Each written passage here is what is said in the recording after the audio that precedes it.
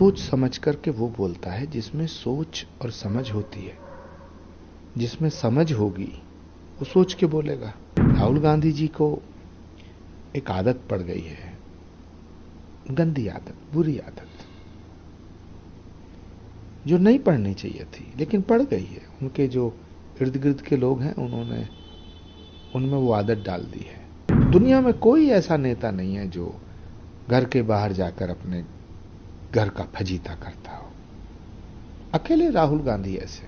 ये कर्मों के फल हैं, कांग्रेस पार्टी के पुराने पाप हैं जो कांग्रेस को भुगतने पड़ेंगे। शिवराज सिंह चौहान जी ने बिल्कुल ठीक कहा है कि राहुल गांधी जी नेता प्रतिपक्ष हैं, उन्हें सोच समझ के बोलना चाहिए। लेकिन मैं शिवराज जी से कहना चाहता हूं कि सोच समझ करके वो बोलता है जिसमें सोच और समझ होती है। जिसमें समझ होगी वो सोच के बोलेगा। जिसमें सोच होगी, जिसकी कोई सोच होगी, वो समझदारी की बात करेगा। अब जिसमें ना सोच है ना समझ, वो कैसे सोच समझ के बोलेगा। राहुल गांधी जी को एक आदत पड़ गई है, गंदी आदत, बुरी आदत, जो नहीं पढ़नी चाहिए थी लेकिन पड़ गई है। उनके जो इर्द गिर्द के लोग हैं उन्होंने उनमें वो आदत डाल दी है कि देश के बाहर जाके देश की तौहीन करो, देश की बुराई करो, देश को बेइज्जत करो। दुनिया में कोई ऐसा नेता नहीं है जो घर के बाहर जाकर अपने घर का फजीता करता हो। अकेले राहुल गांधी ऐसे। जब विदेश जाते हैं अपने देश की तौहीन करते हैं, अपमान करते हैं। माफी मांगनी चाहिए उन्हें पूरे देश से, क्षमा याचना करनी चाहिए भारत से। गुरु जी, कांग्रेस के कुछ नेताओं ने कहा है कि अगर मोदी जी विदेश जाते हैं तो उनका जय जयकार की जाती है, राहुल गांधी विदेश जाते हैं तो उनकी बदनामी की जाती है। ये कर्मों के फल हैं, कांग्रेस पार्टी के पुराने पाप हैं जो कांग्रेस को भुगतने पड़ेंगे। अब उन पापों के फलों के भुगतने का समय आ गया है। मेरा पक्का यकीन है कि राहुल गांधी जी कांग्रेसियों का इलाज कर देंगे, पूरी कांग्रेस का इलाज कर देंगे।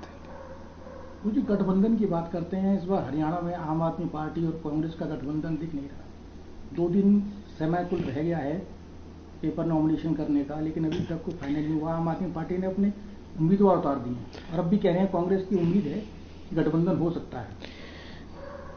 कांग्रेस की हालत पे मुझे दया आती है।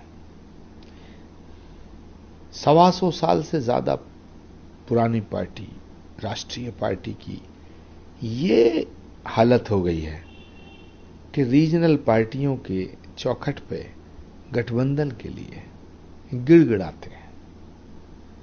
अभी भी किसी कांग्रेस के नेता की ये हिम्मत नहीं है कि वो डंके की चोट पे ये बोल दे कि हम गठबंधन नहीं करेंगे।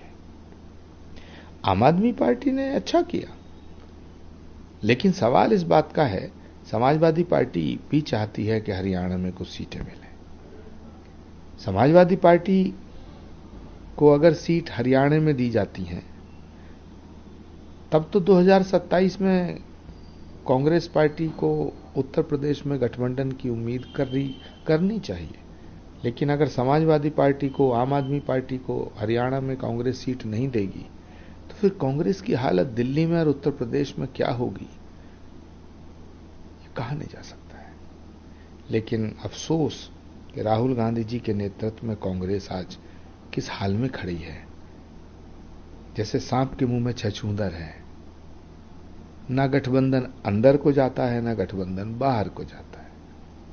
ये बेमेल निकाह था जो एक झटके में 3 तलाक बोलने से पहले ही खत्म हो गया। For more of such videos, do like, share and subscribe to ET Now Swadesh.